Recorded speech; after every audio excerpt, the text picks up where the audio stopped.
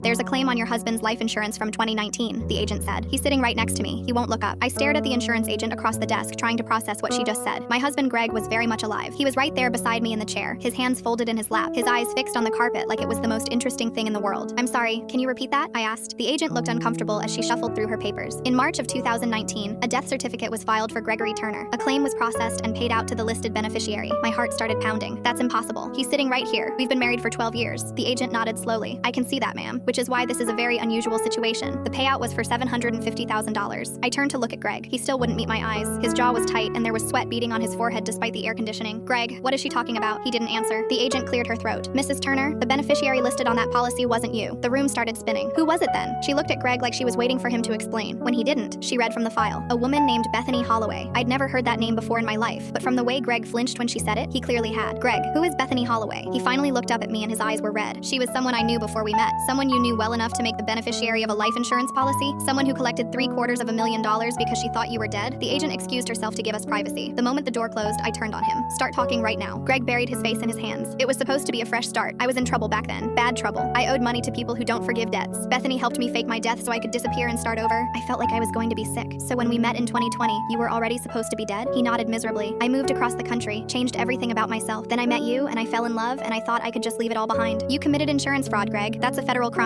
I know. And this Bethany woman just kept the money? He was quiet for a long moment. We were supposed to split it. I was going to come back for my half once things cooled down. But then I met you and I couldn't go back. I couldn't tell her where I was or she'd have leverage over me. I walked to the window trying to breathe. So for 6 years you've been living as a dead man. Our marriage isn't even legal. I'm so sorry. I thought if enough time passed it would just go away. I laughed bitterly. Insurance companies don't forget about $750,000. Why are we even here today? He swallowed hard. I applied for a new policy last month. When they ran my information, red flags went up everywhere. They found the death certificate. So now what happens? The door opened and the agent came back with 2 people in suits behind her. They weren't from the insurance company. They introduced themselves as investigators from the fraud division. They had questions for my husband. I watched them escort Greg into a separate room. He looked back at me one last time with tears streaming down his face. I didn't know what to feel. The man I'd built a life with was a stranger. Our entire marriage was founded on a lie so massive I couldn't comprehend it. I sat alone in that office for 3 hours while they interrogated him. When they finally let me see him again, his hands were in cuffs. He was being charged with insurance fraud, identity fraud, and conspiracy. Bethany Holloway had been arrested that morning in another state. She'd given them everything to save herself, including every detail of how Greg had masterminded the scheme. The Greg I knew was a kind man who coached Little League and made pancakes on Sundays. But that man never really existed. He was just a character played by someone desperate enough to fake his own death. The divorce papers were filed from his jail cell. I signed them without hesitation. Our house had to be sold to help pay restitution. Everything we owned was tainted by fraud money I never knew existed. Last month, I got a letter from him asking for forgiveness, asking if I could visit, asking if there was any chance we could start over when he gets out in 8 years. I threw it away without responding. Some lies are too big to forgive. Some people you never really knew at all.